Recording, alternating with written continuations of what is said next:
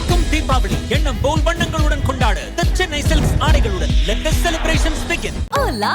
Vacation to Bali starts from rupees 22,999 only. GT Holidays. Daily. Taste Daily. Taste the Daily.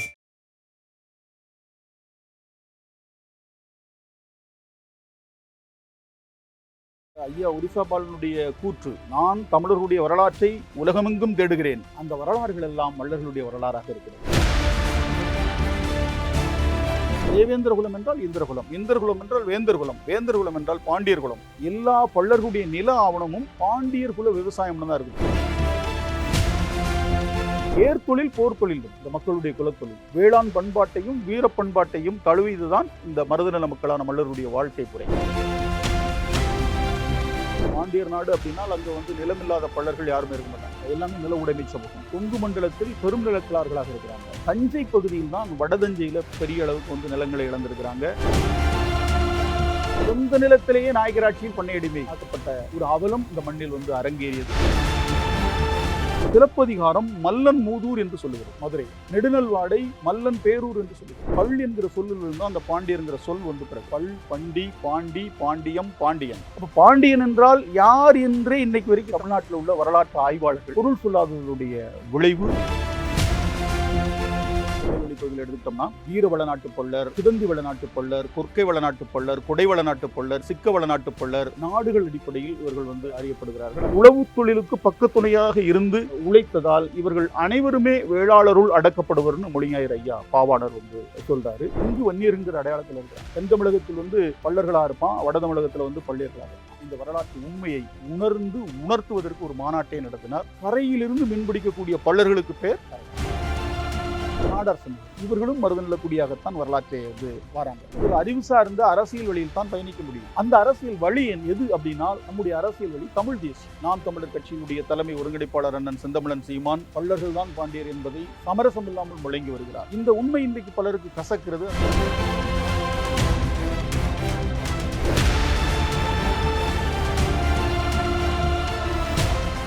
IBC Tamil நேயர்களுக்கு வணக்கம். இன்று நம்முடன் இணைந்திருக்கும் சிறப்பு விருந்தினர் மல்லர் மீட்பு கழகத்தின் நிறுவனர் திரு செந்தில் மல்லர் அவர்கள். வணக்கம் சார். வணக்கம் தம்பி. தமிழ் இனம் உலகம் முழுக்க பரவி வாழக்கூடிய ஒரு இனம். அதில் குறிப்பிட்டு ஒரு சமூகம், தேவேந்திர குல வேளாளர் சமூகம், நிறைய ஆய்வுகள் அவர்களோட தொன்மங்கள் எல்லா இடத்துலையும் பரவி இருக்கு அப்படின்னு சொல்லப்படுது. தேவேந்திர குல வேளாளர் சமூகத்தோட ஆதி தொடக்கம் திணை வழியா அவர்களோட தொடக்கம் எங்கு சார்? தமிழர்களுடைய அதாவது உலகத்திலேயே நிலங்களுக்கேற்ப அந்த வளங்களுக்கேற்ப நிலங்களை பாகுபடுத்தி இலக்கணப்படுத்தியவர்கள் தமிழர்கள். உலகத்தில் எந்த இனத்திற்கும் இந்த ஒரு மரபு வரலாறு என்பது பேசப்படவில்லை. இப்படியாக தமிழர்கள் குமரிக்கண்டத்தில் தோன்றி வடக்கு நோக்கி நகர்ந்து இன்றைக்கு இருக்கக்கூடிய தமிழர் நிலப்பரப்பு, இதுல குறிஞ்சி, முல்லை, மருதம், நெய்தல், பாலை, இதுல 4 தான் நிலம். குறிஞ்சியும் முல்லையும் வறட்சியான காலங்களில் அது பாலை என்கிற ஒரு படிவம் கொள்ளுது. இந்த 4 திணை நிலங்கள் 5 திணையாக தமிழ் இலக்கியங்கள் பேசப்படுது. இந்த 5 கோட்பாடு தான் தமிழருடைய வரலாறு. 5 கோட்பாட்டிற்குள் தான் தமிழருடைய வரலாறும் வாழ்வியலும் வழிபாடுகளும் வரலாற்று வேர்களும் பின்னி பிணைந்து கிடக்குது. இவர்களுடைய தாய்மொழி தமிழ்.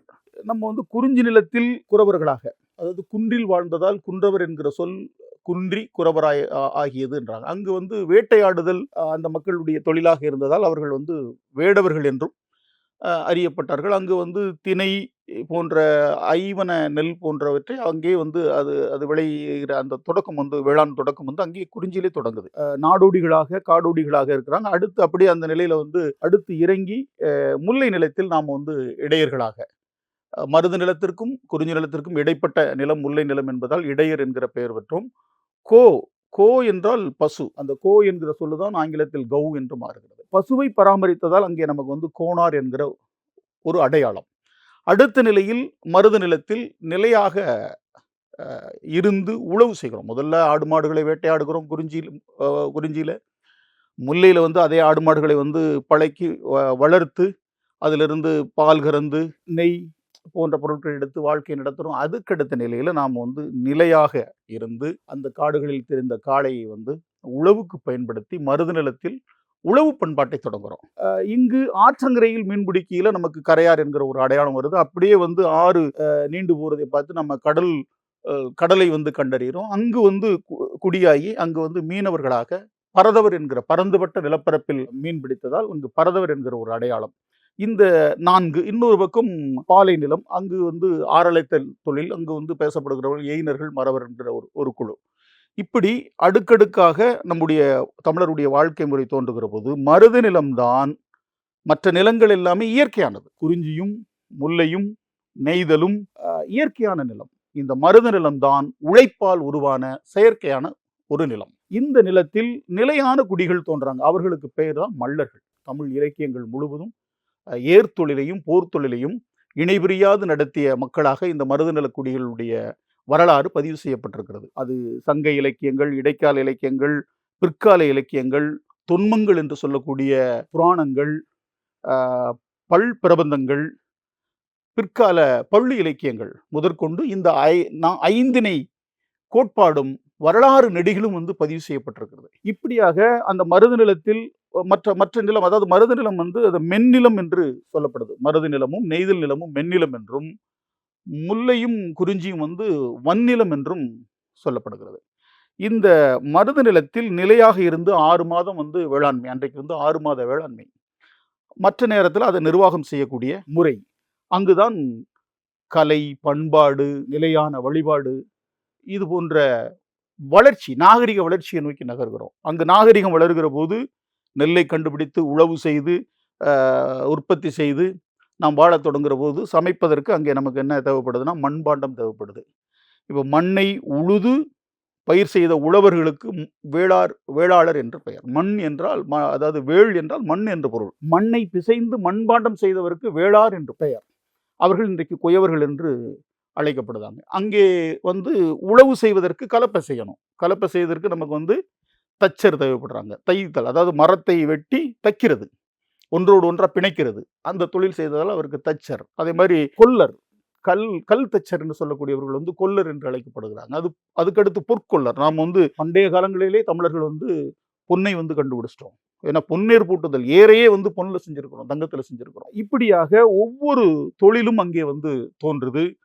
கிணையர்கள் என்கிற கிணைப்பறையர்கள் தோன்றாங்க. அது போர்ப்பறை ஊர்ப்பறை முழங்கக்கூடியவர்களாக அந்த கிணைப்பறையர், அவர்களை வந்து அது நெல்லரிப்பறை என்றும் மருதப்பறை என்றும் இலக்கியங்கள் பேசுது. இப்படி ஒவ்வொரு 18 தொழில் மக்கள் தோன்றாங்க மருத நிலத்தில். 18 குடிகள். இவர்கள் வந்து அறிவர் குடி என்று வரலாற்றிலே பதிவு செய்யப்படுகிறது. இவர்கள் வந்து அறிவார்ந்த குடியாக, ஏன்னா அறிவு சார்ந்த தொழில், தச்சு தொழிலாக இருக்கட்டும், மண்பாண்டம் செய்யக்கூடிய தொழிலாக இருக்கட்டும், இந்த தொழில்கள் எல்லோருமே அது மாதிரி நம்ம ஆசாரிக்கு செய்யக்கூடிய துருத்தி, தோல் கருவி, வேளாண்மைக்கு வந்து இரவை இறைக்கிறதுக்கு வந்து சாக்கு போன்ற ஒரு தோல் பை வந்து செய்யறது, அடுத்து கோயில் வழிபாடுகளில் பந்தம் செய்யறது, சாமிக்கு ஆடுற செருப்பு, தோல் தொழில செய்யக்கூடிய செருப்பு, இவர்கள் வந்து செம்மான் என்று அழைக்கப்படுறாங்க.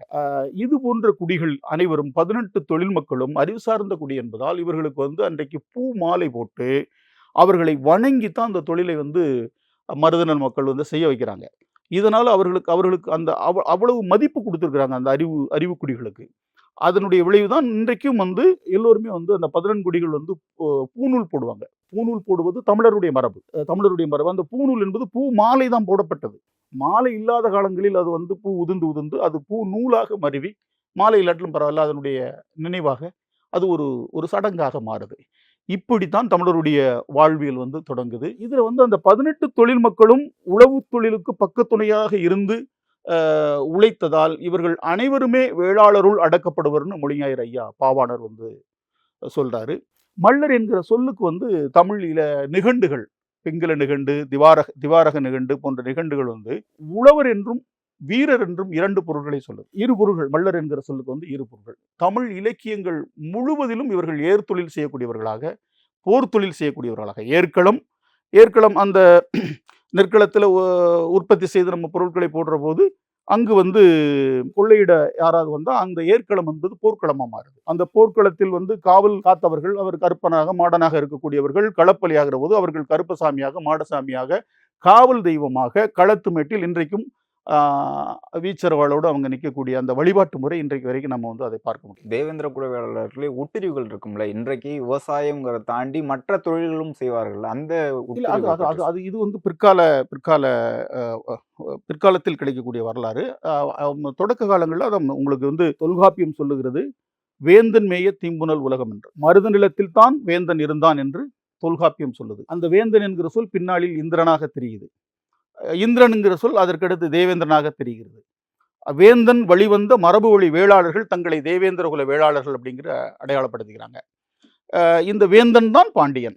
எனவே தான் இவர்கள் வந்து பாண்டிய மரபினர் என்கிற வரலாறு இன்றைக்கு வந்து மீட்சி பெற்று இன்றைக்கு வந்து பேசப்படுது. பாண்டியன் எல்லா சொல்லும் பொருள் குறித்தனவே என்று தொல்காப்பியம் சொல்லுது. அப்ப பாண்டியன் என்றால் யார் என்றே இன்னைக்கு வரைக்கும் தமிழ்நாட்டில் உள்ள வரலாற்று ஆய்வாளர்கள் பொருள் சொல்லாததனுடைய விளைவு இன்றைக்கு அதை நாம் வந்து சொல்ல வேண்டிய ஒரு தேவை வந்தது. இந்த தமிழருடைய வரலாறு பள்ளிக்கூட பாடத்திட்டத்திலிருந்து பல்கலைக்கழக பாடத்திட்டம் வரை மறைக்கப்பட்டிருக்கு தம்பி. இது ஏன்னா இந்த சமூகம் வந்து வீழ்த்தப்பட்டு மீண்டும் எழுந்துவிடக்கூடாது என்பதற்காக இவர்கள் மீது பல்வேறு இழிவு முத்திரைகள் குத்தப்பட்டு, குறிப்பாக நீங்க ஒரு அருவருக்கத்தக்க முத்திரைகளை குத்திருக்கிறாங்க இடைக்காலத்தில், கடந்த காலங்களில். அரிஜனன், ஆதி திராவிடன், தாழ்த்தப்பட்டவன், தலித்து, எஸ்சி, இழிசாதி, கீழ்சாதி இப்படி என்று ஒரு பழந்தமிழ் சமூகத்தின் மீது, உழவு தொழிலை குலத்தொழிலாக கொண்ட ஒரு சமூகத்தின் மீது, நெல் பண்பாட்டை அந்த நெல் நாகரிகத்தை தோற்றுவித்த ஒரு சமூகத்தின் மீது இவ்வளவு ஒரு இழிவான முத்திரையை குத்துற போது இதை வந்து தேவ ஆசீர்வாதம் என்கிற ஒரு வரலாற்று பேரறிஞர் தோன்றி தான் இதை உடைக்கிறார். அதற்கடுத்து அதனுடைய தொடர்ச்சியாக ஐயா குருசாமி சித்தர், அடுத்து அண்ணன் பேராசிரியர் ஞானசேகரன் நம்ம கோவையில் வந்து பல்கலைக்கழகத்திலே வந்து இந்த ஆய்வை வந்து பாரதியார் பல்கலைக்கழகத்தில் வந்து இதை வந்து ஆய்வாக வைத்து இன்றைக்கு வந்து இந்த ஆய்வு என்பது மல்லரியம் என்கிற ஒரு கோட்பாடாக வந்து அது நிலைநிறுத்தப்பட்டிருக்குது. மொழிஞாயிறு தேவனைய பாவாணர் வேர்ச்சொல் மூலமாக இந்த மக்களுடைய வரலாற்றை வந்து ஏறத்தாழ ஒரு 39 நூல்களில் வந்து பதிவு செஞ்சிருக்கிறார். இதை தொகுத்து நான் வந்து பாவாணர் நோக்கில் பழந்தமிழ் அரசும் மரபும் என்கிற ஒரு நூலாகவே நான் வந்து பதிவு செஞ்சிருக்கிறேன். இப்போ விவசாயம் செய்யும் போது அங்கதான் குடும்பங்கள் உருவாகி இருக்கும், அங்க உறவு முறை இருந்திருக்கும். இப்போ அந்த குடும்பங்கள், விழாக்கள், அந்த உறவு முறை எப்படி சார் இருக்கு? விவசாயம்ங்கிற சொல்லே பிழையானது, சமஸ்கிருத சொல்லு. வேளாண்மை, வேள்னா மண், மண்ணை உழுது பயிர் செய்கிறவர்கள் வேளாளர்கள். மண்ணை உழுது பயிர் செய்யக்கூடிய தொழிலுக்கு பெயர் வேளாண்மை. இது உழவு தொழில். முதலில் குடும்பமாக வாழத் தொடங்கிய குடி வந்து இந்த மல்லர் குடி. அதனாலதான் இவர்களுக்கு வந்து தென் தமிழகத்தில் இன்றைக்கும் குடும்பர் என்கிற ஒரு பட்டம். இந்த குடும்பர்கள் தோற்றுவித்த ஆட்சி முறை தான் ஊர் குடும்ப ஆட்சி முறை. குடும்ப ஆட்சி நீங்க வந்து உத்தரமேரூர் கல்வெட்டுல, மானூர் கல்வெட்டுலாம் அந்த செய்திகள் வந்து பதிவு செய்யப்பட்டிருக்கு, குடும்ப ஆட்சி என்று. இப்படி வந்து குடும்பமாக வாழத் தொடங்கி உறவு முறையை ஏற்படுத்தி ஒரு நாகரிகம், பண்பாடு இதை நோக்கி நகர்ந்த ஒரு பழந்தமிழ் குடி. இவர்களுடைய வரலாறு இலக்கியங்கள் முழுவதுமல்ல, இன்றைக்கும் வழிபாடுகளாக, பண்பாட்டு நிகழ்வுகளாக இன்றைக்கு நடைமுறையில் இருக்கிறது நம்ம வந்து பார்க்க முடிகிறது. இந்த உறவு முறைகள் இருக்கும்ல, இப்போ குடும்பம், அதன் பிறகு மாமன் மச்சான், இந்த உட்பிரிவுகளே இருக்கும், அதே மாதிரி கிளைகள் இருக்கும், அந்த மாதிரி. இது ஒரு பழமையான ஒரு ஆலமரத்துக்கு வேர்களும் விழுதுகளும் சல்லி வேர்கள், கிளைகள் இது இருப்பதை போல இந்த பழந்தமிழ் சமூகமான பாண்டியர் மரபில் தோன்றிய இந்த மல்லர் எனும் தேவேந்திர குல வேளாளர்கள் இன்றைக்கு வந்து பல்வேறு கிளைகளாக வந்து அறியப்படுகிறார்கள். அது வந்து நாடு அடிப்படையில் பல்வேறு நாட்டு பகுதி, இப்போ தென் தமிழகத்தில் எடுத்துக்கிட்டு திருநெல்வேலி பகுதியில் எடுத்துக்கிட்டோம்னா வீர வளநாட்டு பள்ளர், சிவந்தி வளநாட்டு பள்ளர், கொற்கை வளநாட்டு பள்ளர், கொடை வளநாட்டு பள்ளர், சிக்க வளநாட்டு பள்ளர் என்று நாடுகள் அடிப்படையில் இவர்கள் வந்து அறியப்படுகிறார்கள். அதை கடந்து தாயை அழைக்கிற முறை, தாய்மை முறை, அந்த முறையின் அடிப்படையில் அஞ்ஞா பள்ளர், ஆத்தா பள்ளர், அம்மா பள்ளர், ஆயா பள்ளர் என்று இது வந்து உலகளவில் வந்து பதிவு செய்யப்பட்டிருக்கு இந்த வரலாறு. குறிப்பாக ஆஸ்திரேலிய தீவில் பழங்குடிகளிடம் பேசக்கூடிய மொழிகளில் தமிழ் இருக்குன்னு சொல்லிட்டு ஒரு ஆய்வு இதற்கு முன்பாக வந்தது. அறிஞர் குணா இந்த ஆய்வை பதிவு செய்திருக்கிறார். அதற்கடுத்து ஐயா ஒரிசா பாலு அவர்களுடைய பதிவில் தான் ஒரு பகுதியில் அந்த மக்கள் தாயை அம்மா என்றும், இன்னொரு பகுதியில் வந்து ஆத்தா என்றும், இன்னொரு பகுதியில் ஆயா என்றும், இன்னொரு பகுதியில் அங்கே என்றும் அழைக்கிறாங்க அப்படிங்கிறது ஐயா கடலியல் ஆய்வாளர் ஒரிசா பாலு பதிவு செய்கிறார். அதோடு அந்த ஆஸ்திரேலிய பழங்குடிகள் அழைக்கக்கூடிய முறை இன்றைக்கு தென் தமிழகத்தில் இருக்கக்கூடிய தேவேந்திர குல வேளாளர்களிடம் வழக்கில் இருக்கிறது. அஞ்ஞா பள்ளர் என்று, ஆத்தா பள்ளர் என்று, அம்மா பள்ளர் என்று, ஆயா பள்ளர் என்று இன்றைக்கும் வழக்கில் இருக்கிறது அப்படிங்கிறதையும் அவர் பதிவு செய்கிறாரு. இப்ப அங்கே என்கிற சொல் ஆஸ்திரேலிய பழங்குடியிடம் இருக்கு, இங்க இருக்கக்கூடிய தென் தமிழகத்தில் இருக்கக்கூடிய தேவேந்திர குல வேளாளர்களில் ஒரு இனக்குழுவிடம் இருக்குது. இந்த அங்கே என்கிற சொல் அஞ்ஞை நீ ஏங்கி அழலன்று என்று சிலப்பதிகாரத்தில் பதிவு செய்யப்பட்டிருக்கிறது. இப்ப அம்மாடின்னு சொல்றோம்ல, அது மாதிரி ஆத்தாடின்னு சொல்றோம்ல, அதே போலதான் அஞ்ஞாடி என்கிற சொல் இந்த மக்களிடம் இருந்ததை உணர்த்துகிற வகையில்தான் நாவலாசிரியர் பூமணி அவர்கள் அஞ்ஞாடி என்கிற ஒரு நாவலை எழுதினார். அந்த நாவலுக்கு இந்திய அரசனுடைய எழுத்தாளர்களுக்கான உயர்ந்த விருதான சாகித்ய அகாடமி விருதும் கிடைத்திருக்கிறது. உலகம் முழுக்க தமிழர்கள் போயிருக்காங்க. அதே மாதிரி இந்த சமூகம் எந்தெந்த நாடுகள்ல இருக்காங்க, எங்கெங்கெல்லாம் பரவி வாழ்ந்துகிட்டு இருக்காங்க? இல்லதான் ஐயா ஒரிசா பாலனுடைய கூற்று, நான் தமிழர்களுடைய வரலாற்றை உலகமெங்கும் தேடுகிறேன். அந்த வரலாறுகள் எல்லாம் மல்லர்களுடைய வரலாறாக இருக்கிறது. ஏன்னா இவர்கள் தான் நெல்லையும் தமிழ் சொல்லையும் எடுத்துக்கிட்டு உலகம் முழுவதும் போறாங்க. இவர்கள் போகிறதுக்கு ஒண்ணு இடைக்காலத்தில் ஏற்பட்ட முதல்ல தொடக்கத்துல வணிகத்திற்காக போறாங்க. அதற்கடுத்து போர்கள், அடுக்கடுக்கான போர்கள். தமிழகத்தின் மீது பல படையெடுப்புகள் நடத்தப்பட்டிருக்கு. பல முறை நூற்றுக்கணக்கான படையெடுப்புகள் வரலாற்றில் நிகழ்த்தப்பட்டிருக்கு. உங்களுக்கு முகலாய படையெடுப்பு, ஒய்சாளருடைய படையெடுப்பு, களப்பிரர்களுடைய படையெடுப்பு, நாயக்கருடைய படையெடுப்பு, ஆங்கிலேயருடைய படையெடுப்பு என்று பல படையெடுப்புகளில் இன்றைக்கு எப்படி ஈழத்தமிழர்கள் ஈழப்போரினுடைய விளைவாக அதனுடைய பாதிப்பை எதிர்கொள்ள முடியாமல் உலகெங்கும் பரவினார்களோ, அதை போல தமிழகத்தில் நடந்த பல்வேறு படையெடுப்புகளின் மூலம் பல நாடுகளுக்கும் இந்த அடிப்படை தமிழ் சமூகத்தினுடைய பெருமங்கமாக இருக்கக்கூடிய தேவேந்திரகுல வேளாளர்கள் பரவி இருக்கிறார்கள் என்பது இன்றைக்கு மொழியியல் அறிஞர் ஐயா தக்கார் மாசோ விக்டர் அவருடைய ஆய்வுகளின் ஊடாகவும், கடலியல் ஆய்வாளர் ஐயா ஒரிசா பாலு அவருடைய ஆய்வுகளின் ஊடாகவும் இன்றைக்கு இணையம் என்கிற ஒரு வெளிச்சம் இந்த உலகத்திற்கு கிடைத்ததனுடைய விளைவாக இந்த உண்மை வரலாற்றை நாம் அறிய முடியுது. தேவேந்திர குல வேளாளர்களோட வழிபாடு எந்த மாதிரி சார் இருக்கு? அவங்களோட வழிபாடு, அவங்களோட இறை நம்பிக்கை எந்த மாதிரி இருக்கு? அவங்களோட வழிபாடு எப்படி இருக்கு? வழிபாடு தொடக்கத்தில் மருத நிலத்தில் மழை வேண்டிய வழிபாடு தான். அது இந்திர வழிபாடாக இருந்ததற்கு சிலப்பதிகாரம், மணிமேகலை சான்று பகிறது. ஆனால் இந்திர வழிபாடு இடைக்காலத்தில் ஒழிக்கப்பட்டிருக்கு. இவர்களுக்கு இந்திரகுலம் என்றும் அதே போல சிவகோத்திரம்னு சொல்லுவாங்க. சிவ வழிபாடும் இந்த மக்களுடையதாக இருக்குது. அடுத்து காவல் தெய்வங்கள் அது சிறு தெய்வ வழிபாடு. குலதெய்வம் என்பது ஐயனார் வழிபாடாக இருக்குது. ஐயனார்னா நீர்காத்த ஐயனார், நிறைகுளத்து ஐயனார், நீர் மேலாண்மை, குளத்திலையும் ஆற்றங்கரையிலும் இருந்து வேளாண்மையை மேற்கொள்வதற்கான நீர் மேலாண்மை செய்யக்கூடிய முன்னோரை தான் இவர்கள் இது முன்னோர் வழிபாடு என்பது உங்களுக்கு குலதெய்வம் என்பது நம்முடைய முன்னோர்கள் தம்பி. காவல் தெய்வம் நம்மளை காத்து அரணாக நின்றவர்கள். ஆண்டவன் என்பது ஆட்சி செய்தவன். முருகனும் சிவனும் பாண்டியர்களாக இந்த மண்ணை ஆண்டவர்கள். இறை என்பது அதற்கு வடிவம் கிடையாது. இறை என்பது பிரபஞ்சம் என்று சொல்லக்கூடிய இந்த வெளி இருக்குல்ல, அதனுடைய இயற்கை என்கிற ஒரு பேராற்றல், அதற்கு பேர் தான் இறை. அதற்கு நிகராக மனித குலத்தினுடைய மீட்சிக்காக இந்த மக்களை காக்கக்கூடிய மாமனிதர்களாக போற்றப்படக்கூடிய வேந்தர்கள், அவர்களும் இறைவனுக்கு ஒப்பாக, அந்த இறை என்கிற ஆற்றலுக்கு ஒப்பாக வணங்கப்பட்டார்கள். அவர்களுக்கென்றும் ஒரு ஆற்றல் இருந்தது. அந்த நம்பிக்கை இன்றைக்கும் மல்லர்குடியில எல்லோருக்குமே அது இருக்குது. இந்த சமூகத்தோட உணவு முறை இருக்கும், பழக்க வழக்கங்கள்லாம் இருக்கும். உணவு முறை என்ன மாதிரி இருக்கு? தொடக்கத்தில் எப்படி இருந்துச்சு, இன்றைக்கு எப்படி இருக்குன்னு சொல்லுவாங்க. தொடக்கம் என்பது இலக்கியங்கள் பார்க்கிற போது இலக்கியங்கள்ல நெல் உணவு தான். ஏன்னா இவர்கள் இலக்கியங்களில் நெல்லின் மக்கள், சேற்றுக்கால் செல்வர்கள் என்று போற்றப்பட்டவர்கள்.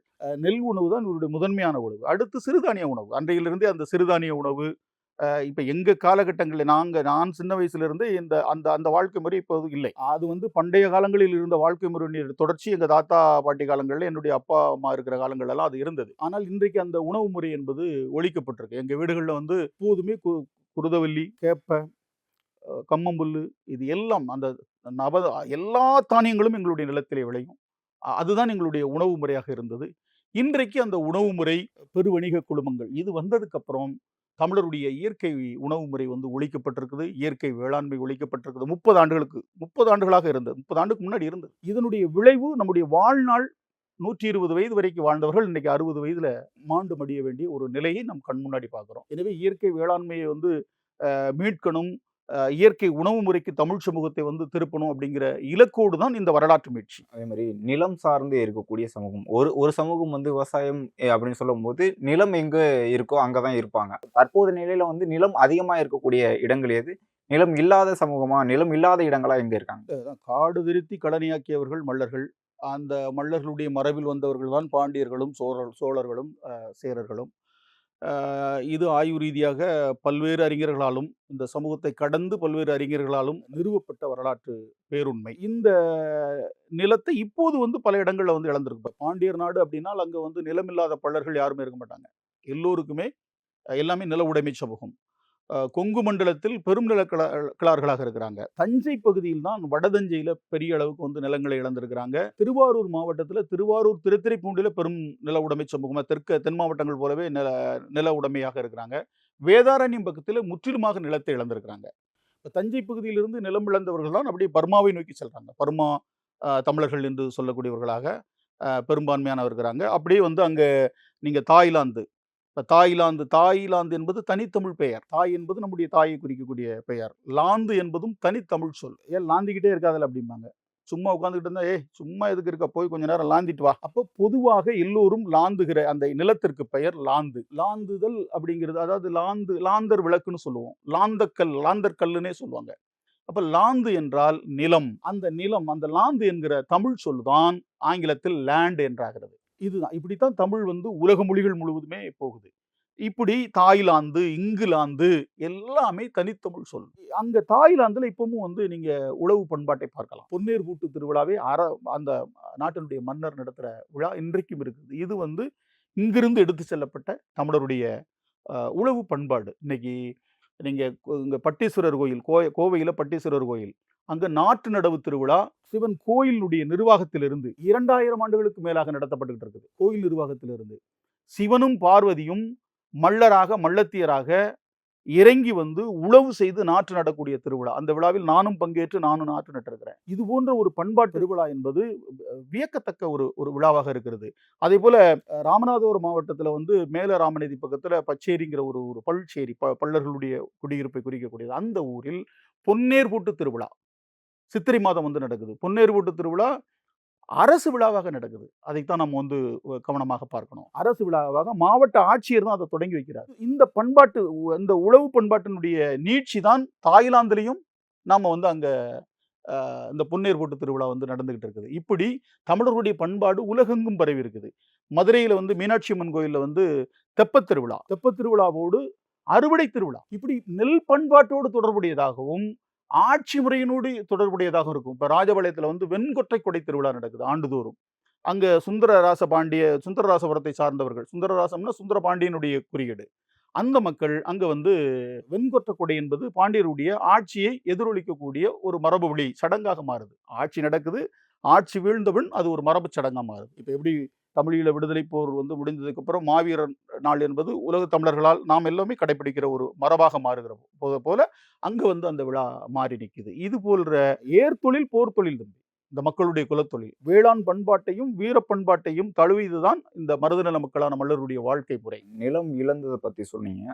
ஒவ்வொரு ஆட்சி காலத்திலும் நிலம் இழக்கப்பட்டிருக்கும். எந்த ஆட்சி காலத்துல வந்து இந்த நிலங்கள் வந்து பறிக்கப்பட்டதுன்னு சொல்லுவாங்க? அதாவது ஆதீனங்களுடைய தோற்றம் வருகிற போதே வீழ்ச்சி வருது. அன்றைக்கு வந்து மன்னர்களிடம், பாண்டியர்களிடம், சோழர்களிடம் வந்து நிலம் இருந்த போது கூட சோழர் ஆட்சி, பாண்டியர் ஆட்சியில வந்து ஒரு அறம் சார்ந்த நிர்வாக முறை இருந்தது. அதற்கு பிற்பாடுதான் உங்களுக்கு குறிப்பாக விஜயநகர பேரரசுடைய வருகை, அதை ஒட்டிய நாயக்கர் படையெடுப்பு, நாயக்கர் ஆட்சி, அதற்கடுத்து வந்து ஏற்பட்ட ஆங்கிலேயருடைய ஆதிக்கம், அதை ஒட்டி ஆங்கிலேயர்களுக்கு அவர்கள் துணை போய் வந்து பாளையப்பட்டு முறை, அந்த ஜமீன்தார் முறை, மிட்டாதாரர், மிராசுதாரர்ங்கிற அந்த முறை உருவாக்கப்பட்டது. பின்னர் அதெல்லாம் வந்து ஒழிக்கப்பட்டது.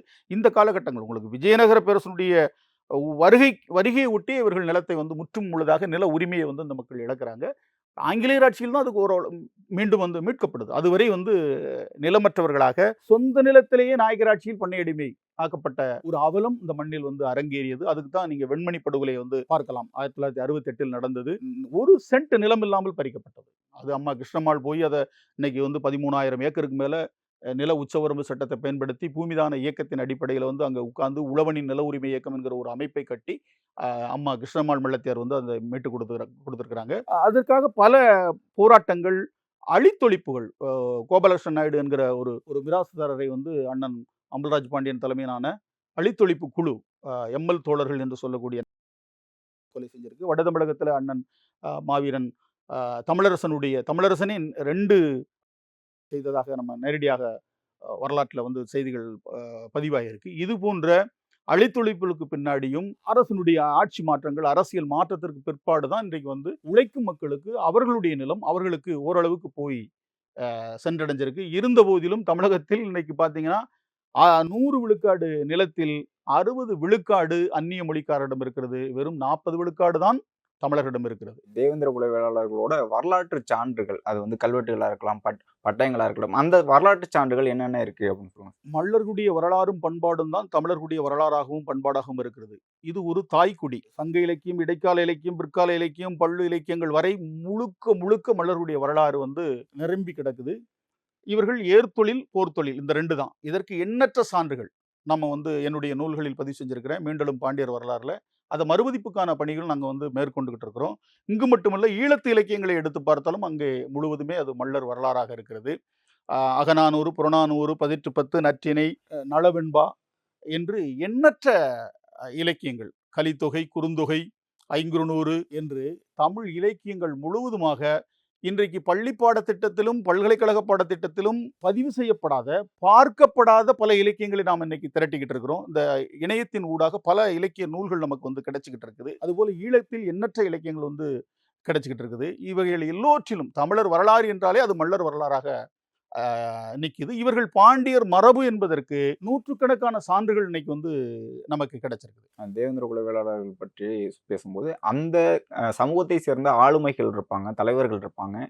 யார் யாரெல்லாம் ஆளுமைகளாக இருந்தாங்க அப்படின்னு சொல்லுவாங்க சமீபத்தில். இல்லை, இப்போ இன்னைக்கு இந்த வரலாறு என்கிற அடிப்படையில் பார்க்கணும்னா பாண்டியர் சங்கம், பாண்டியர் சங்கத்தினுடைய தலைவர் சுப்பையா பாண்டியர் அவர்களை வந்து நம்ம பதிவு செய்யணும். அவருடைய பேத்தி தான் இன்றைக்கு ஐஏஎஸ் உமாசங்கரனுடைய மனைவி இருக்கிறாங்கல்ல, அவங்க வந்து சுப்பையா பாண்டியருடைய பேத்தி. அவங்க வந்து 1924 செங்கோட்டையில் பாண்டியர் சங்கம் என்கிற ஒரு அமைப்பை தொடங்கி அது ஒரு பெரிய ஒரு இன்டலெக்சுவல் மூமெண்ட். அன்றைக்கு வந்து அது திருவிதாங்கூர் சமஸ்தானத்துக்கு உட்பட்ட பகுதியாக இருக்குது. அதாவது இந்த பாண்டியர் மரபை நிலைநாட்டணும் அப்படின்னு நீங்கள் வழிபாடுன்னு சொல்கிற போது நான் சில செய்திகளை வந்து இதோட சேர்த்து பாண்டியர் வரலாற்றோட பேசலாம்னு நினச்சேன். தமிழகத்தில், தென் தமிழகத்தில் பார்த்தீங்கன்னா பாண்டிய ராசாக்களை குலதெய்வமாக கும்பிடக்கூடிய, வழிபடக்கூடிய ஒரு சமூகம் இருக்குன்னா அது தேவேந்திர குல வேளாளர்கள் தான். குறிப்பாக தம்பி மாரி செல்வராசனுடைய பிறந்த ஊர் புளியங்குளத்தில் வந்து ஒரு பாண்டியராசா கோயில் இருக்கு.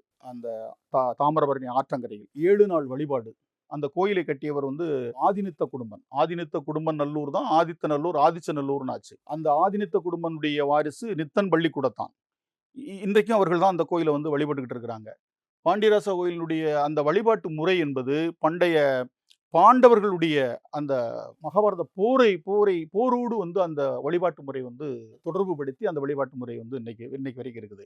இது போல பாண்டியர்களை குலதெய்வமாக அந்த பகுதியில் வந்து அனந்த நம்பிக்குறிச்சிங்கிற ஒரு ஊர்ல பாண்டியராசா கோயில் இருக்குது. ஆழ்வார்கற்குளம்ங்கிற ஊர்ல ஒரு பாண்டியராசா கோயில் இருக்குது. தென்னன் பாண்டியன் சாத்தன் கோயில்னு சொல்லிட்டு வசவபுரம்ங்கிற ஒரு ஊர்ல இருக்குது. இது போல செய்துங்கநல்லூர்ல சுந்தரபாண்டியன் சாத்தன் கோயில்னு ஒரு கோயில் இருக்குது. அது போல திருப்புளியங்குடிங்கிற ஊர்ல காய்சன வழுதி பாண்டியன் கோயில். அது மாதிரி சாத்தூர் பக்கத்துல, சாத்தூர் விருதுநகர் மாவட்டத்துல வந்து மீனாட்சிபுரம்னு ஒரு ஊர், மீனாட்சிபுரம்ங்கிற ஒரு ஊர். அந்த ஊரில் ஒரு பாண்டியராசா கோயில். இப்படி பாண்டியர்களை பல்லர்கள் வந்து குலதெய்வமாக கும்பிடக்கூடிய அந்த வழிபாட்டு முறை, அந்த வழக்காற்று முறை இன்றைக்கு வரைக்கும் இருந்துகிட்டு இருக்குது. இந்த அடிப்படையில் தான் இவர்கள் வந்து இந்த வரலாறு இன்னைக்கு வந்து உறுதி செய்யப்படுது. அதுபோல ஊர் பெயர்கள் ஆய்வு. ஊர் பெயர்கள் பார்த்தீங்கன்னா சாத்தூர் பக்கத்துல வீரபாண்டியபுரம்னு ஒரு ஊர். 1000 வீடுகளுக்கு மேல் தனித்த பல்லர்கள் மட்டும் வாழக்கூடிய ஊர். சுந்தரபாண்டியபுரம், அழகிய பாண்டியபுரம், புதூர் பாண்டியபுரம், பராக்கிரம பாண்டி, ஸ்ரீவைகுண்டம் பக்கம் பராக்கிரம பாண்டி அப்படிங்கிறது ஒரு ஊர். இப்படி இங்கு மட்டும் இல்லை, ஈழத்தில் எடுத்துக்கிட்டோம்னா யாழ்ப்பாணத்து பக்கத்துல பாண்டியன் குளம் என்கிற ஊர், பாண்டியன் தாழ்வு என்கிற ஊர். இதை கடந்து உலக அளவில் இந்த அடையாளம், இப்போ மல்லருங்கிற அடையாளம், பல்லருங்கிற அடையாளமா இருக்கட்டும், பாண்டியருங்கிற அடையாளம், சீனாவில் 5 ஊர் வந்து பாண்டியருங்கிற பேர்ல இருக்கு. மதுரைங்கிற பேர் இருக்குது. இப்படி வந்து ஆஸ்திரேலியாவில் வந்து பள்ளமல்லா என்கிற ஒரு பேர் இருக்குது. இப்படி உலகம் முழுவதும் இந்த மல்லர்களுடைய அடையாளம், பாண்டியர்களுடைய அடையாளம் வந்து விரவி கிடக்குது. இந்த வரலாற்றை வந்து மெய்ப்பிப்பதற்கு பாண்டியர் சங்கம் வந்து தொடங்கப்பட்டு, இதை பாண்டியர் சமுதாயம்னு தான் அழைக்கணும் அப்படின்னு சொல்லிட்டு சுப்பையா பாண்டியர் வந்து அன்னைக்கு திருவிதாங்கூர் சமஸ்தானத்தினுடைய சென்சஸ் கமிஷனர், மக்கள் தொகை கணக்கெடுப்பு ஆணையராக இருந்த என் குஞ்சன் பிள்ளைக்கு 3 கடிதங்கள் எழுதுறார். இவர் எழுதுறார், அவர் அதுக்கு வந்து அதற்கான சான்றுகளை கேட்டு அவர் கடிதம் எழுதுறார். இவர்கள் சான்றுகளை அனுப்பி கொடுக்குறாங்க. இன்னைக்கு வந்து செங்கோட்டை பகுதியில், தென்காசி பகுதிகளில் இருக்கக்கூடிய எல்லா பல்லர்களுடைய நில ஆவணமும் பாண்டியர் குல விவசாயம்னு தான் இருக்கும் தம்பி. பாண்டியர் குல விவசாயம்.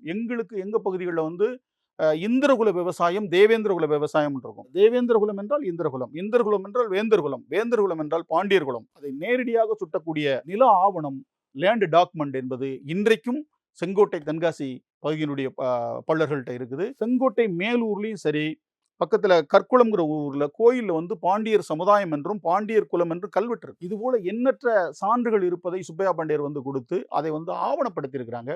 ஒரு மிகப்பெரிய மாநாடு ஒன்று நடத்துறார். 1946 அக்டோபர் 3ஆம் தேதி வந்து பாண்டியர் சமுதாய மாநாடு வந்து சுப்பையா பாண்டியர் தலைமையில வந்து நடக்குது. சுப்பையா பாண்டியர் வந்து அன்னைக்கு செங்கோட்டையினுடைய நகர்மன்ற தலைவராகவும் இருக்கிறார். அந்த மாநாட்டிற்கு பல்வேறு இந்திய அளவில் வந்து வாழ்த்து செய்திகள், வாழ்த்து மடல்கள் அனுப்புறாங்க. அந்த வகையில் வந்து இந்திய அரசின் சார்பாக அன்னைக்கு உள்துறை அமைச்சராக இருந்த வல்லபாய் பட்டேல் வாழ்த்து செய்தி அனுப்புறாரு. திருவிதாங்கூர் திவான் ராமசாமி ஐயர் வாழ்த்து செய்தி அனுப்புறாரு. ஜெய்ப்பூர் பிரதம மந்திரி, அதுபோல வந்து நமக்கு இங்க சென்னை சர்க்கார்ல வந்து கல்வி அமைச்சர் அவினாசிலிங்கம், இப்படி எண்ணற்றவர்கள் வந்து வாழ்த்து செய்தி கொடுக்குறாங்க. திருவிதாங்கூருடைய மன்னர் சார்பாக வாசுதேவ புதுவால் வந்து வாழ்த்து செய்தி கொடுக்கிறாரு. இந்த வாழ்த்து செய்திகளில் இந்த பாண்டியர் சமுதாயம் மீண்டும் தன்னுடைய பழம் சிறப்பை அடைந்து வளர வேண்டும் அப்படிங்கிற வாழ்த்தை வந்து அவர்கள் பதிவு பண்றாங்க. இதுல வந்து இந்த வரலாற்றில், பாண்டியர் வரலாற்றில் பதிவு செய்யக்கூடிய ஒரு தலைவர் என்றால் அது ஐயா சுப்பையா பாண்டியர் அவர்கள் தான். அதன் பிறகு மற்ற ஒரு தலைவர்கள் வந்திருக்காங்க, மற்ற முன்னோடிகள் இருப்பாங்க, அவங்க பற்றி வரலாற்று அடிப்படையில் வந்த தலைவர்னா அது சுப்பையா பாண்டியர். அதற்கடுத்து தென்பாண்டி வேந்தர் தேக்கம்பட்டி பாலசுந்தராஜ், அவர் தான் இந்த சிகப்பு பச்சை வண்ணக்குடியை உருவாக்கியவர். சிகப்பு என்பது நம்முடைய போர் தொழில், பச்சை என்பது பயிர் தொழில் என்கிற அடிப்படையில் இந்த குலத்தொழிலை அடிப்படையாக வைத்து கொடியை உருவாக்கி தேவேந்திரகுல வேளாளர் மகாசன சங்கத்தை தொடங்கி ஏறத்தாழ 7 தேவேந்திரகுல வேளாளர் தொடக்கப்பள்ளிகளை அன்றைய காலங்களில் தொடங்கி வச்சிருக்காரு. 1948 தேனி மாவட்டம் தேவாரத்தில் தொடங்கப்பட்ட தேவேந்திரகுல வேளாளர் தொடக்கப்பள்ளி இன்னைக்கும் வந்து அந்த இயங்கிக்கிட்டு இருக்குது. அதுபோக தேவாரம், கோட்டூர், மதுரை போன்ற நகரங்களில் வந்து தேவேந்திரகுல வேளாளர் மாநாடு நடத்தி ஒரு விழிப்புணர்வை ஏற்படுத்தியிருக்கிறாரு. சாதி ஆதிக்கத்தை வந்து தகர்த்தெறிவதற்கு ஒரு படைவழி இயக்கமாகவும் அதே போல அறிவு சார்ந்த ஒரு இயக்கமாகவும் இயங்கி அந்த தென் தமிழகத்தினுடைய மேற்கு பகுதியில் ஒரு மிகப்பெரிய ஒரு எழுச்சியை ஏற்படுத்துகிறாரு. இந்த முகவி பகுதியில் மாவீரன் சமூக நிகர்மை போராளி இமானுவேல் சேகரன் தொடங்கி அவருடைய உயிர்கொடை, அதை ஒட்டி எழுந்த சாதிய போர்களின் ஊடாக அங்கு ஒரு மாபெரும் முதுகுளத்தூர் கலவரம் என்று நாட்டை உலுக்கிய ஒரு கலவரம் உருவாகி அதன் மூலமாக ஒரு சமூக எழுச்சி, சமூக மாற்றம் வந்து நிகழ்ந்து இன்றைக்கு வந்து ஒரு மிகப்பெரிய அளவில் அரசியலாக வளர்ந்து நிற்கிறது நம்ம பார்க்கிறோம். ஒவ்வொரு சமூகமும் ஒவ்வொரு பின்புலம் இருக்கும். இப்போ குறிப்பிட்டு தேவேந்திரகுல வேளாளர் சமூகம் வந்து இன்றைக்கு இருக்கக்கூடிய இளைஞர்கள் இந்த வரலாற்றை தெரிஞ்சிருக்காங்களா? அதே மாதிரி பிற சமூகத்தோட இணக்கமா பயணிக்கக்கூடிய ஒரு போக்கு இன்றைக்கு இருக்கக்கூடிய இளைஞர்கள்ட்ட இருக்குன்னு இன்னைக்கு வந்து வரலாற்று எழுச்சி என்பது மிகப்பெரிய அளவில் வந்து கொண்டாடப்படுது. இது அதாவது காலமாக அழுத்தப்பட்டு பல நூறு ஆண்டுகளாக உண்மை வரலாறு மறைக்கப்பட்டு வெவ்வேறு இழிவு முத்திரைகள் குத்தப்பட்ட நிலையில் தேவ ஆசீர்வாதம் என்கிற ஒரு பெருமகன் தோன்றி அதனுடைய தொடர்ச்சியாக குருசாமி சித்தர், ஞானசேகரன், அதன் வழியிலே செந்தில் மல்லர் என்று வந்து குறிப்பாக தமிழர் வரலாற்றை வந்து இன்னைக்கு வந்து பார்க்கணும்னா மீண்டும் பாண்டியர் வரலாறு தடைக்கு முன் தடைக்கு பின். என்னுடைய நூல் தடை செய்யப்பட்டு என் மீது தேசத்துரோக வழக்கு புனையப்பட்டு அந்த வழக்கில் என்னுடைய மாமனார் கைது செய்யப்பட்டு நான் ஒரு மாதங்களாக என்னுடைய குடும்பமே வீட்டில் இருக்க முடியாத நிலைக்கு அரச பயங்கரவாதம் என் மீது கட்டவிழ்த்து விடப்பட்டது. இந்த எழுச்சிக்கு பிற்பாடுதான் வரலாற்று தீ வந்து பரவியது. இன்னும் சொல்ல போனால் இமானுவேல் சேகரன் வந்து ஒரு சமூக விடுதலை நெருப்பை பற்ற வைத்ததை போல ஜெயலலிதா என்கிற ஒரு அதிகார பிம்பத்தோடு, ஒரு ஆணவ செருக்கு மிக்க ஒரு அதிகார மையத்தோடு நேரடியாக உரசி நேருக்கு நேராக கருத்து போர் புரிந்து அதனுடைய விளைவு என்னுடைய நூல் தடை, என் மீது தேசத்துரோக வழக்கு, அதையெல்லாம் உயர்நீதிமன்றத்தின் ஊடாக வந்து உடைத்தெறிந்து இன்னைக்கு வந்து தேவேந்திரகுல வேளாளர்களுக்கு வந்து உலக பெருமை நம்ம வந்து தேடி தந்திருக்கிறோம். அதனுடைய இந்த நூலுடைய எழுச்சிக்கு பிற்பாடு தான் அறிஞர்களுக்கு இது புரிய வந்தது. என்னுடைய நூலுக்கு வந்து பல்வேறு அறிஞர்கள் வந்து வாழ்த்துறை வழங்கியிருக்கிறாங்க. அதுல வந்து அறிஞர் குணா, அதுபோல ஐயா பேராசிரியர் நெடுஞ்செழியன், ஐயா அருகோ, அதுபோல அரசியல் தளத்தில் அண்ணன் புதுக்கோட்டை பாவணன், அண்ணன் செந்தமிழன் சீமான், ஈழத்து பாவலர் ஐயா உணர்ச்சி காவலர் காசியானந்தன் ஐயா போன்றவர்கள்லாம் வாழ்த்துறை கொடுத்ததுக்கு அப்புறம் தான் இந்த வரலாறு வந்து உலக அரங்கில் வந்து நிலைநாட்டப்பட்டது இந்த வரலாற்று பேருண்மை. அதற்கப்புறம் ஐயா கடலியல் ஆய்வாளர் ஒரிசா பாலு, மோசோ விக்டர் போன்றவர்களாம் அந்த வரலாற்றை பேசுகிற போது அது எல்லோருக்குமே வந்து அது புலப்பட்டது, அது புரிய வந்தது. இன்றைக்கு பொது மேடையில் பல இடங்களில் நாம் தமிழர் கட்சியினுடைய தலைமை ஒருங்கிணைப்பாளர் அண்ணன் செந்தமிழன் சீமான் பள்ளர்கள் தான் பாண்டியர் என்பதை சமரசம் இல்லாமல் முழங்கி வருகிறார். இந்த உண்மை இன்றைக்கு பலருக்கு கசக்கிறது. அதற்கான வெளிப்பாடுகளை நம்ம பார்க்கிறோம். ஆனால் அவரே சொல்லிட்டாரு.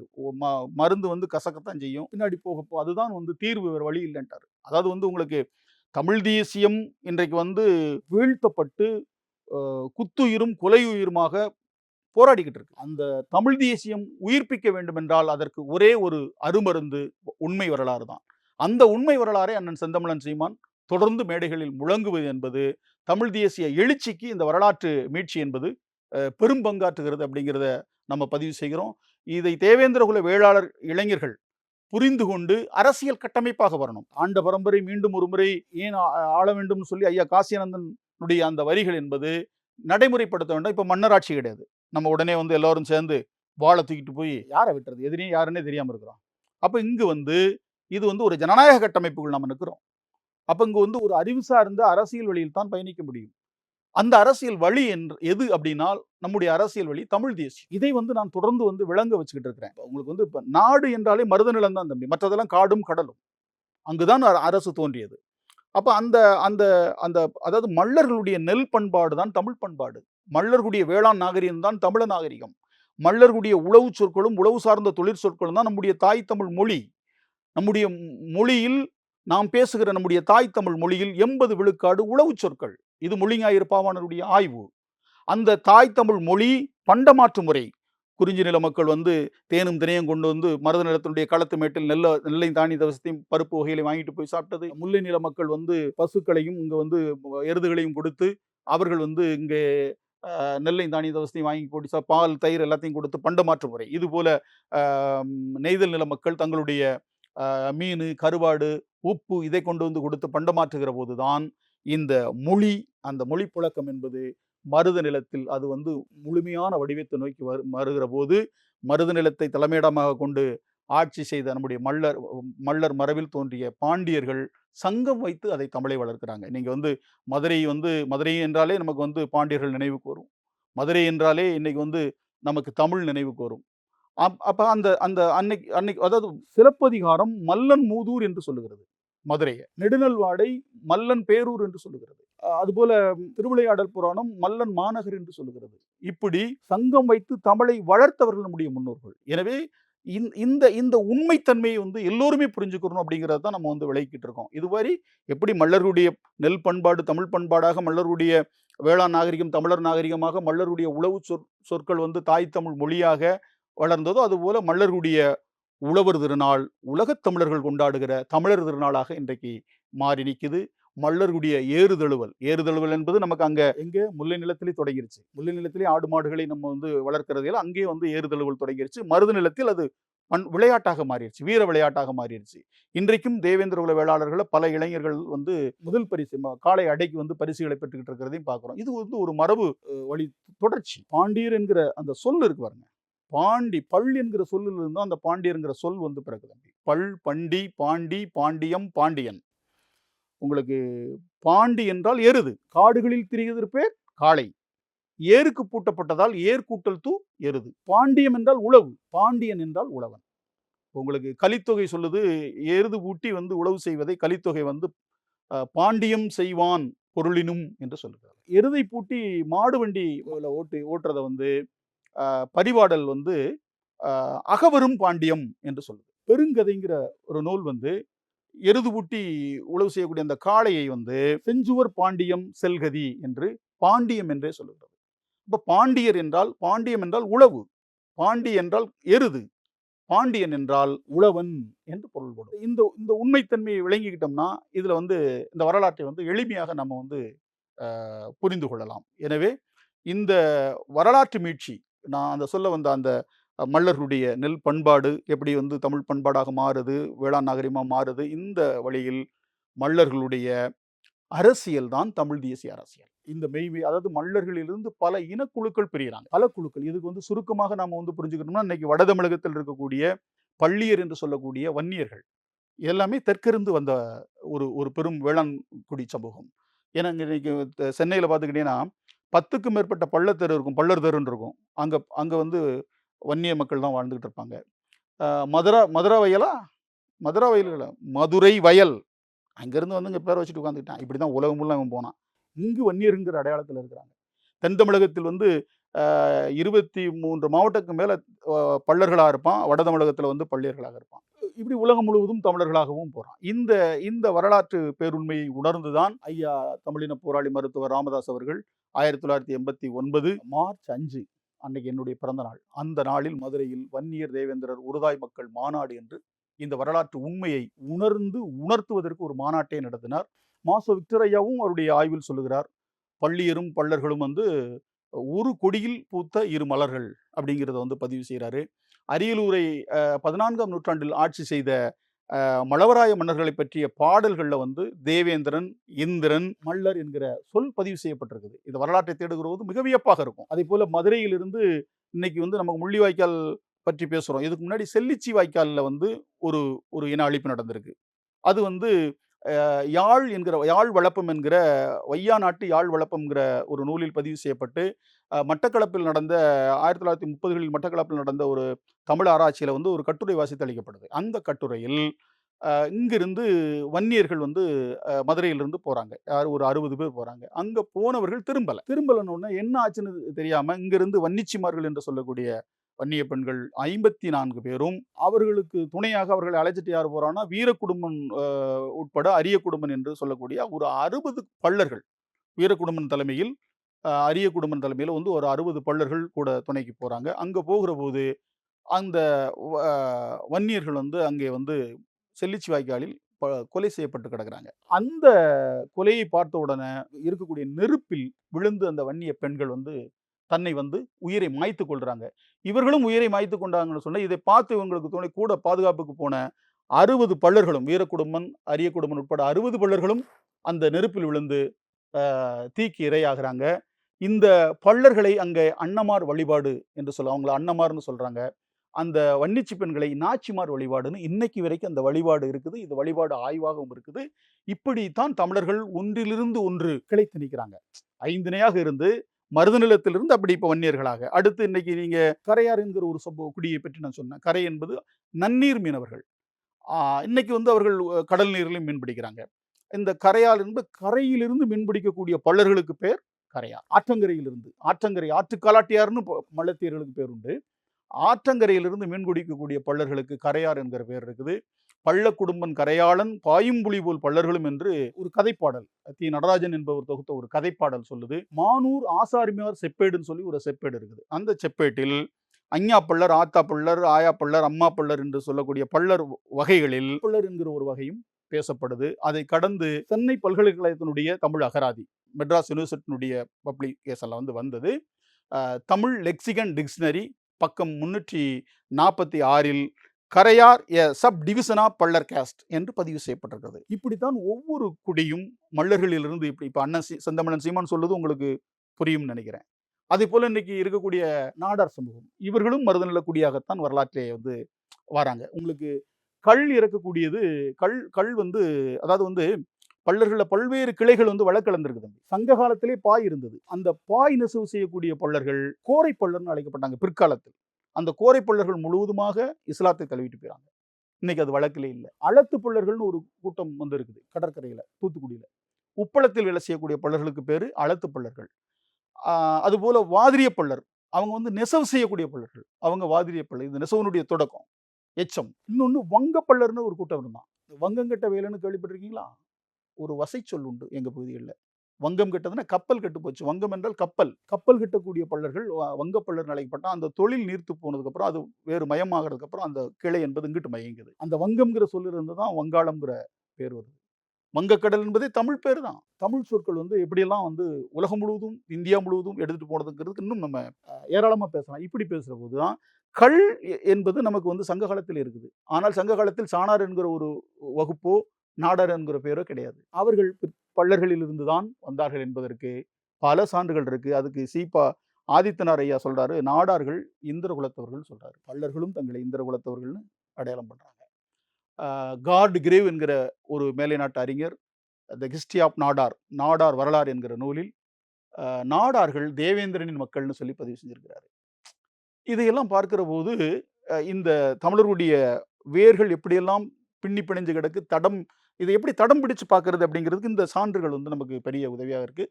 குறிப்பாக எம் சீனிவாச ஐயங்கார் வந்து தமிழ் ஸ்டடீஸுங்கிற ஒரு புத்தகத்தில் பக்கம் 69 வந்து ஈழவர்களில் ஒரு பிரிவான சாணார்கள் பள்ளர்களில் ஒரு பிரிவாய் இருக்க வேண்டும் அப்படிங்கிற கருத்தை வந்து பதிவு செய்கிறாரு.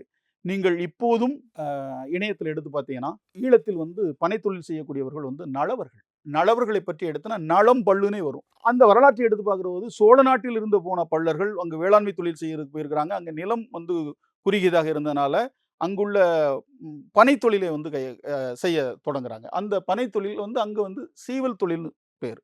அங்கே முதன்மை தொழிலாக குலத்தொழிலாக நளவர்கள் அங்கே வந்து பனைத்தொழிலை செய்கிறாங்க. அதற்கடுத்த நிலையில் பள்ளர்களும் பனைத்தொழில் செய்கிறாங்க. தமிழகத்திலும் தென் தமிழகத்தில் பார்த்துக்கிட்டீங்கன்னா நாடார்கள் பனைத்தொழில் செய்கிறாங்க. அதற்கு அடுத்த நிலையில் பள்ளர்கள் அந்த தொழிலை செய்கிறாங்க.